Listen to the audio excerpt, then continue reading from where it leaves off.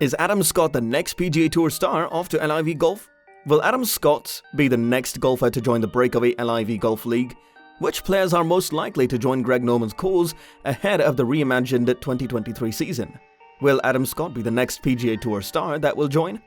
Greg Norman has commented on the ongoing rumor that fellow Australian Adam Scott could be heading to LIV Golf in 2023. Stay tuned to find out all the details. If there is one trend in the current sport of golf that has been made apparent this past year, it is this. When it is rumored that a PGA Tour or DP World Tour player is thinking about jumping ship to join the LIV Golf, then it is probably going to happen. If the rumor is true, why is he jumping to join the LIV Golf? And what made him make this decision? Make sure you subscribe to our channel and like this video. Let's dive in. When speaking to the Sydney Morning Herald ahead of this week's LIV Golf Chicago, Greg Norman made it clear that Scott had been approached to join the Saudi-backed tour, as he stated the following. There were discussions early on with Adam, and I think right now, with Mark and Cam being the principals of Team Australia, I think, quite honestly, it's over to them. They have to build out the most solid team, which gives them the best value going forward.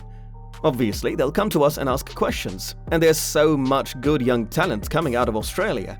In response to all the rumor, Adam Scott shared the following in his pre-tournament press conference that week. Depending on what your goals are in golf, I think the schedule is very appealing. From that side of things, I would consider doing that. For sure, from a lifestyle side of things, yes. The long-time pro, Adam Scott, seems to have bucked the trend. The Australian publicly mulled the idea behind moving to the Breakaway League in February, while admitting that he was keeping an open mind because of the LIV Golf's relatively relaxed schedule. But since then, he has removed himself from the conversation and was even in attendance when Tiger Woods held his PGA Positive meeting over the summer. But in a world where a number of his contemporaries have jumped ship, what changed Scott's mind? The one thing I haven't grasped is giving up my entire professional life and trying to achieve these things here, and just leaving it behind, Scott told the press ahead of the President's Cup, which tees off Thursday in North Carolina. I'm obviously not ready to do that. It seems that Scott's comments are quite interesting, provided how many stars have lashed out after joining the Greg Norman's Saudi Arabia-funded league. The golfers who chose to leave were suspended by the PGA Tour and have now lost their standing in the official World Golf Ranking only because LIV Golf does not qualify for ranking points. Despite knowing the significant consequences before defecting, the LIV Golf's biggest names are still up in arms about no longer qualifying. However, it is quite understandable that Scott does not want to leave behind his legacy. The 42-year-old veteran has now 14 PGA Tour wins and around 14 international wins. And on top of that, he is still participating this week in his 10th President's Cup, which is the most out of any golfer in the field. Now, whether Scott changes his mind in the future remains to be seen, at least for now. However, it seems like the PGA Tour fans will get to continue watching him compete against some of the biggest names in the world. As of this summer, the LIV seemed to have signed a handful of Scott's contemporaries. Louis Oosthuizen, Charles Schwartzel, Sergio Garcia, and Graham McDowell are among the ones who are fit for a comparable profile who signed up for the circuit's first ever event in London. As a popular 40-something international player and the Masters winner, he appeared to be in the LIV's wheelhouse. However, even more names came out, and Scott's name was not among them. Instead of this, he increasingly caucused with the PGA Tour. He was in attendance at the players' meeting in Delaware. He was then reported to be praising the changes coming out of it. As Joaquin Niemann's choice came down to the wire at the Tour Championship, he played a practice round with Scott. No doubt the two had a number of topics to be discussed. And then this week, the 42-year-old Scott was seen to be representing Australia at his 10th President's Cup. Most of his teammates are rookies, and now there is no avoiding the fact that a number of his would-be teammates have joined the LIV. The latest batch to have jumped would include Niemann and two of Scott's countrymen, Mark Leishman and Cameron Smith. However, when Scott took to the podium Tuesday, we asked him why he could not join them. He began by saying, "Well, it's a big conversation that I really don't think I should enter in at the moment." And then added on to this with a smile by saying, "It is what it is," he said. "They're doing what they want to do, and the PGA Tour will continue to do what it does and try to put out the best product. Why I'm still with the PGA Tour is because it suits me best to still be on the PGA Tour. It's as simple as that, really. The one thing I haven't grasped is giving up my entire professional life and trying to achieve these things here and just leaving it behind. I'm obviously not ready to do that." I may never be, as well, to be clear. I just think it's a hurdle that, well, it hasn't really been presented to me anyway.